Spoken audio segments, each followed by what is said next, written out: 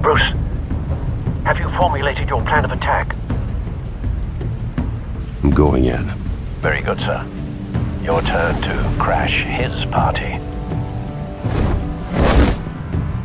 Batman is one of, if not the most recognizable superhero of our generation.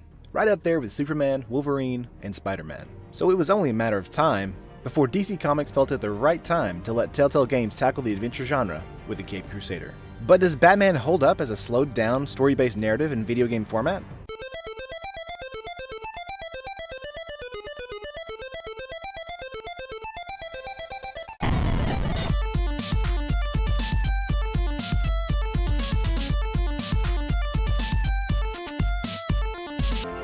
Well then.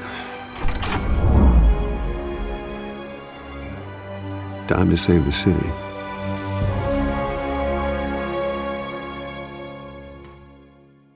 Batman the Telltale series has you as a young Bruce Wayne, not completely the Batman loved by the police of the Arkham games, but not so new like the Batman of the Christopher Nolan films. The story of Episode 1 is a complex web of political sabotage, supervillain hijinks, and narrative setup. We're given a pretty quick introduction to each character in Bruce's universe, and why or why not they're an ally or enemy. The intriguing thing here is that while Batman's smashing perps is great, Bruce Wayne is an angle seldom explored in video games, and it's great to see how Bruce handles himself in situations such as a dinner party or press conference. Most of these decisions are up to you, of course, as this is a Telltale game, and you can reply as the hero you believe Batman to be, or the vengeful Reaper the darker portrayals paint him as.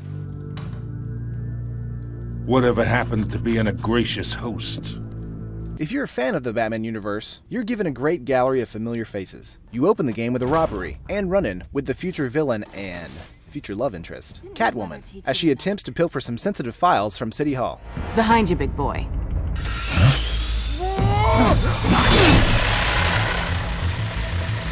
Heyday. Later as Bruce, you're helping get Harvey Dent elected as mayor of Gotham, dethroning the corrupt Mayor Hill, encountering other faces like reporter Vicky Vale, mob boss Carmine Falcone, and even the weirdly young Oswald Cobblepot, who's the eventual Penguin. Now, it's fine that Penguin is young, since I'm assuming they're pulling from the TV show's age of him in Gotham, but even there, Bruce is still a child while Cobblepot is much older. I find it strange since all the other characters are generally the age they usually are. Cobblepot just seems to stand out like a sore thumb. Hopefully something will come from the age-shifted Penguin, and I'm excited to see it. Overall, the story of Episode 1 follows Bruce, as his family is accused of having mob ties, and it's your job to find out what's going on, while also helping get Harvey elected. It's a fairly dense story that keeps you interested throughout, and it makes me excited to see what happens next. Wayne Manor has 7 bedrooms, 2 kitchens, a library, a gymnasium, a basketball court, and a movie theater. And yet I always find you here, in a dark, damp cave. One of the greatest things here is Batman's detective habits, and how they're gloriously displayed here. Arriving to the crime scene, investigating, and piecing the puzzles together to catch the perp is both fun, fresh, and engrossing. I hope there's more of this in coming episodes. Another section of the game has you setting up encounters for a scenario, letting Batman slow down, assess the situation, formulate a plan, and act accordingly.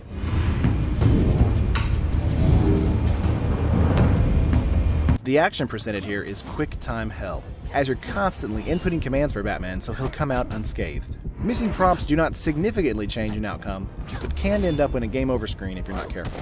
My problem here is that some of these prompts come by so quickly that it's nearly impossible to counter effectively, though that could be me. Or it could be the game not registering my inputs in time, which is possible since the game seems to be filled with technical issues.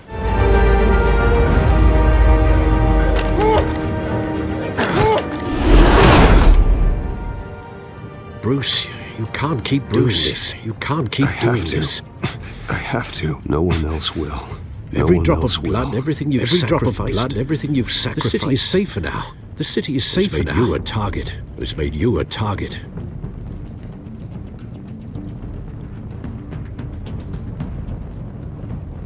Graphical pop-ins, slowdown, audio hiccups, and even crashing are fairly frequent in this hour-and-a-half experience. Of course, this is a Telltale game, so I expect no less when playing one of their titles. But it's just sad to see that even after all the games they've created in this format, you'd think the technical issues would be ironed out by now. But seriously, after all these years, I've run out of excuses for Telltale, and simply just accept that if I'm playing a Telltale game, I'm accepting the responsibility of dealing with the jank. So, should you buy this game? If you love Batman, you've already bought this game. It's only $5 after all. Though the technical hiccups do pull down the recommendation and experience for me, I would say that I'm extremely excited to see what Telltale brings to Episode 2, and how my decisions affect the outcome.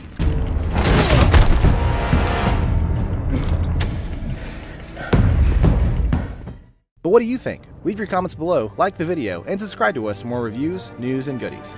As always, you can check out the long-form review on SuperPixelTech.com.